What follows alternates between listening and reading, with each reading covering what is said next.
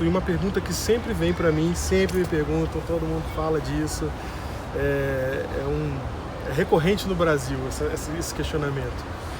E aí, eu vou ajudar a pessoa, mas e se ela fizer mau uso da minha ajuda? Calma aí, você já vai ver a resposta a essa pergunta. Eu só quero antes dizer para você que o vídeo foi gravado num lugar muito barulhento e infelizmente o microfone não acompanhou a gente.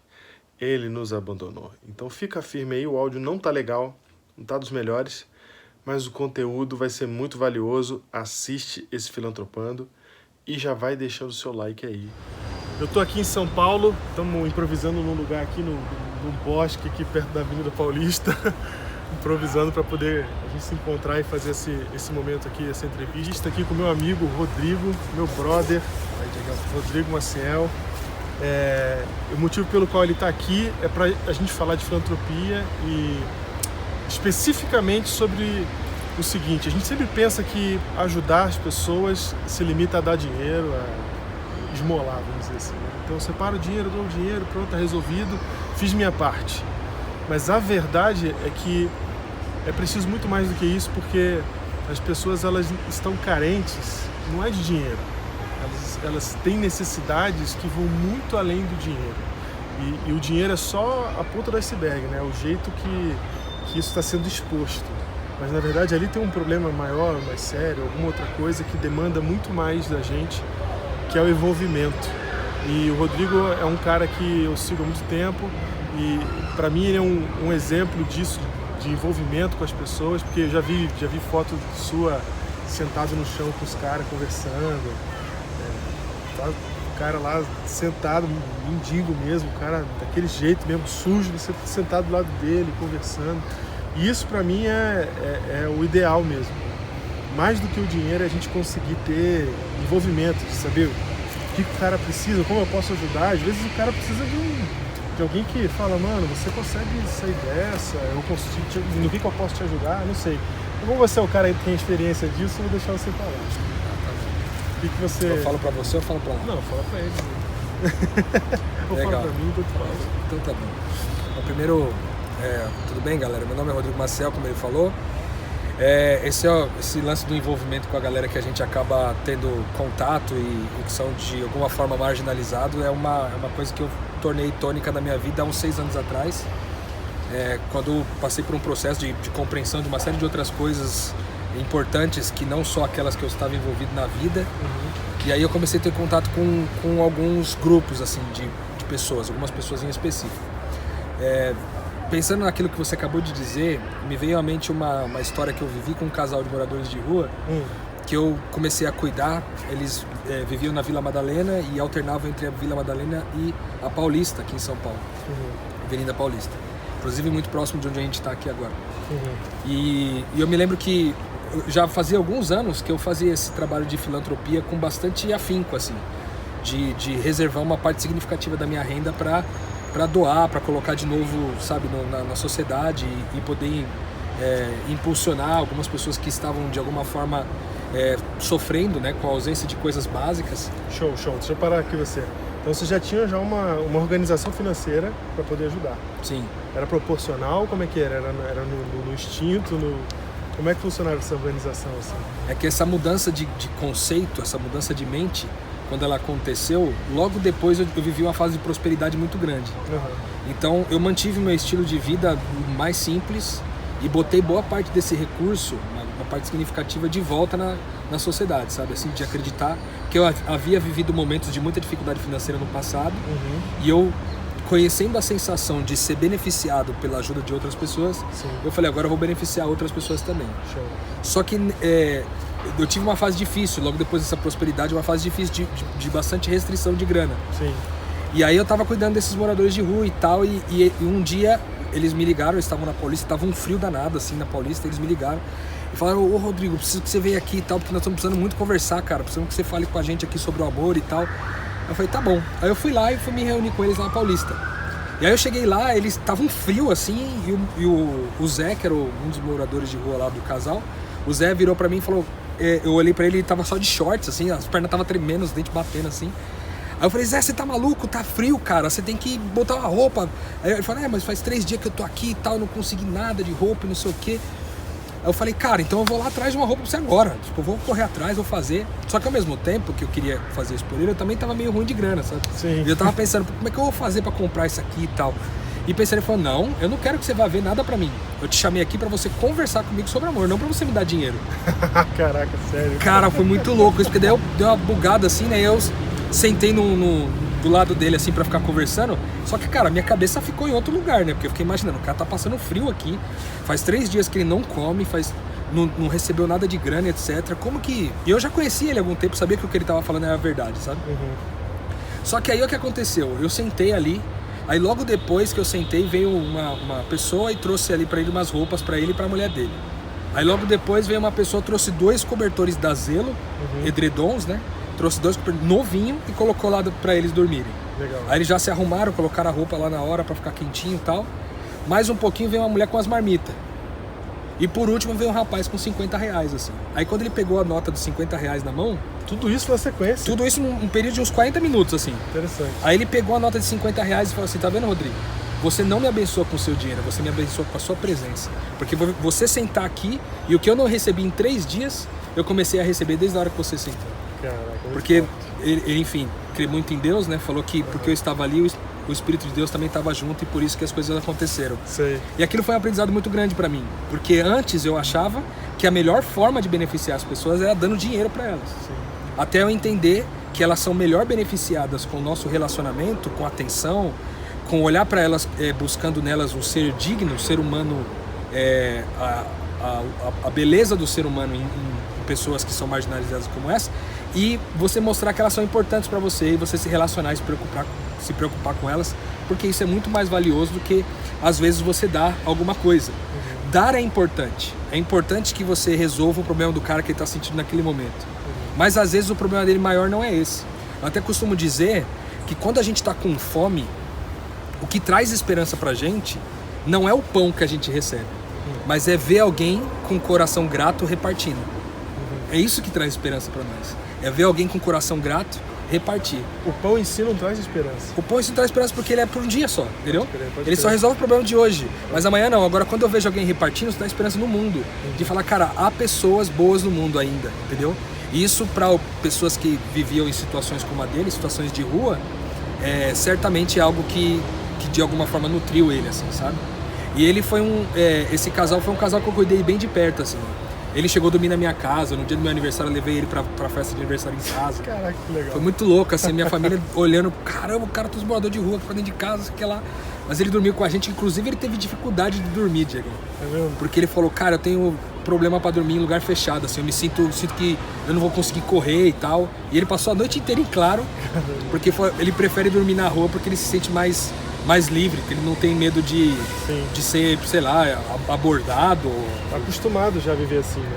Acostumado a viver desse jeito. Então, foi uma experiência que pra mim significou muito em relação a isso que você falou, assim, de realmente a gente proporcionar relacionamento além do recurso financeiro tão somente, assim, sabe? E o que você tem pra dizer, assim, pra alguém que tem interesse em fazer mais, tem interesse em impactar mais, em trazer o bem para as pessoas ao redor, mas nunca fez isso, sabe? Aquele primeiro passo e tal. Como é que o cara desencanta, assim, de fazer, não, eu vou lá e vou fazer? O que você poderia dizer nesse sentido? O que você viveu nesse sentido que te fez dar o primeiro passo? Falar, não, eu vou lá, eu vou falar com ele, eu vou dar o que eu tenho, mesmo que o que eu tenho não seja dinheiro. Eu acho que há um processo de desconstrução, né, que acontece na gente, que passa talvez por algumas fases. A primeira fase talvez seja uma fase de consciência da gente pensar que às vezes aquela pessoa que está lá precisando de alguma coisa, que a gente pode de repente ajudar, ela não tá ali somente porque ela escolheu estar, sabe? Pode ter um conjunto de coisas que levou ela a estar naquela situação. Esse é o primeiro ponto. O segundo ponto que eu acho bastante importante é que ao começar a me relacionar com essa pessoa, eu preciso olhar para ela e encontrar nela o ser humano que está do lado de dentro, não o ser humano que está do lado de fora.